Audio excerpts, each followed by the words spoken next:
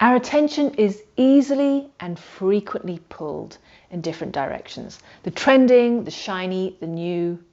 And we distract from the fundamentals needed for the long-term well-being of ourselves and our business as a freelancer or as a micro business owner.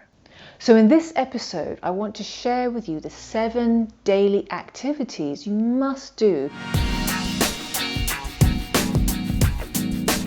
for the long-term health and well-being of you and your business. These are the 7 must-do daily activities. First, take care of your mind and your body. You're on this journey to achieve your goals in life. Your body is your transportation to get you there, and your mind is your engine.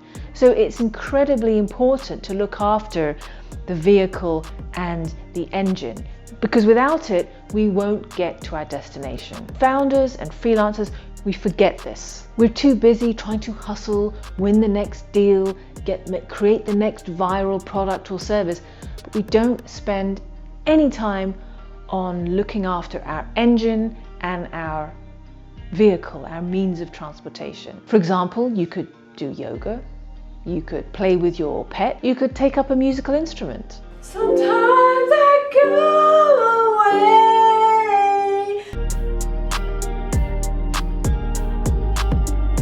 away. Now, your business only grows as much as you grow, so you need to keep learning. For example, when I started out, what I knew was cold calling and cold emailing and reaching out to companies people I'd never spoken to before, and creating connections and turning them into business opportunities. That's all I knew. I didn't know anything about digital marketing. God, you're terrible at this. Writing books, writing blogs, I didn't know any of that. I had to learn how to do that. Even making these videos, I didn't know how to do that. Also, learning sparks creativity. Creativity comes from difference. So always learn and explore outside your area of interest and expertise. Learning comes in various forms: online courses, YouTube videos, podcasts, and books. Look at your goals and review them every day. It helps your mind with subconscious programming, moments when you get these intuitions and these insights and inspiration.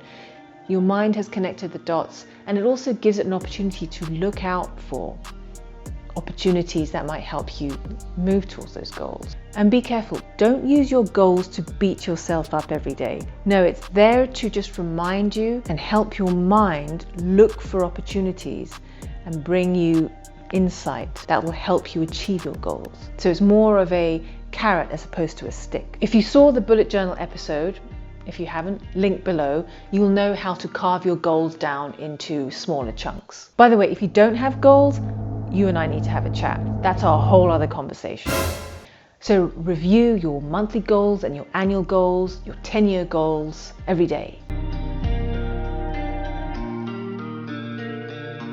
And talk to people.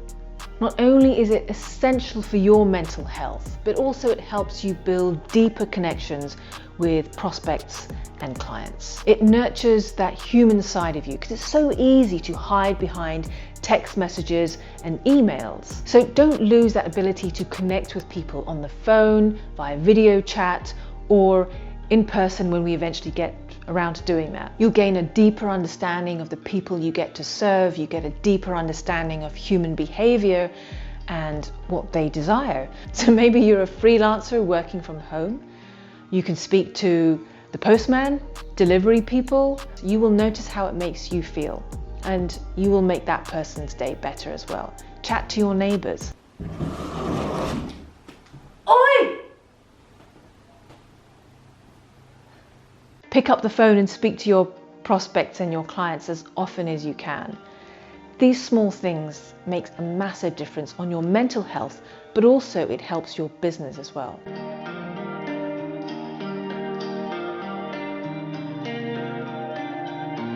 Think strategy before urgency. See, most self-employed people or small business owners, when they're planning out their day, they will do the most time-sensitive tasks first. And any task of strategic importance that might not benefit your business now, but will in the months and years to come, those tasks often get bumped off the list. Now, it's normal human behavior to do the most urgent tasks first and to postpone the non-urgent tasks. The British government with the pandemic response planning is a perfect example. According to an article in the Times newspaper, the British government were well aware that they were massively unprepared should there be a pandemic outbreak. And for the past year, addressing those shortcomings in preparedness kept getting pushed off the agenda in favor of more urgent tasks, like, for example, dealing with Brexit. Now, I'm not suggesting you don't do the most urgent things, but what I am suggesting is make room to do the strategic tasks in your day. For example, over 2 years ago, I'd been meaning to write as my second book, and I kept putting it off. Finally, I decided one November day, right, this month I am going to put it number one priority in my things to do. Even though I had a number of more urgent things, I just carved out time to begin on this, which was a strategic objective. I eventually got it done, and it helped me elevate my business and create new opportunities.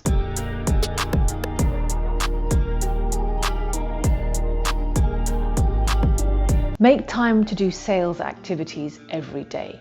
Do something simple like look at your CRM, your customer relationship management tool, or look at your top 10 dreamy potential clients you'd like to reach out to. Just start by looking at that every day. Set the intention of doing some sales activities every day.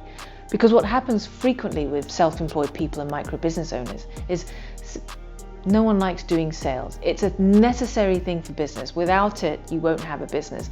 It often gets bumped off the list. And before you know it, months have passed, you haven't done any selling, and you have 0 prospects left. Trying to sell from that place is... So make time every day to do something like look at your CRM. You'll save yourself a lot of stress later on.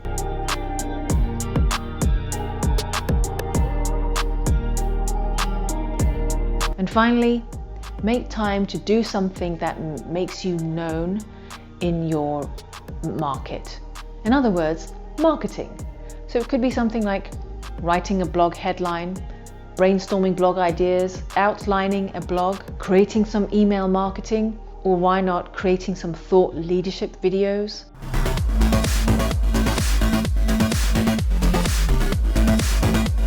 So make time every day to help you with your marketing so you become more known in your industry and your clients can find you.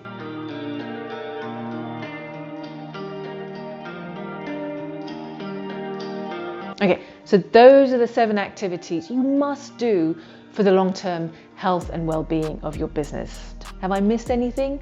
Tell me which one do you regularly do? Which ones don't you do? Tell me in the comments below, and tell me one action you will start taking immediately after watching this video. Thanks for watching Coffee and Wisdom. I'm Anise Kizilbash. If you found this useful, click like and share below, and I'll see you in another video. Thanks for watching.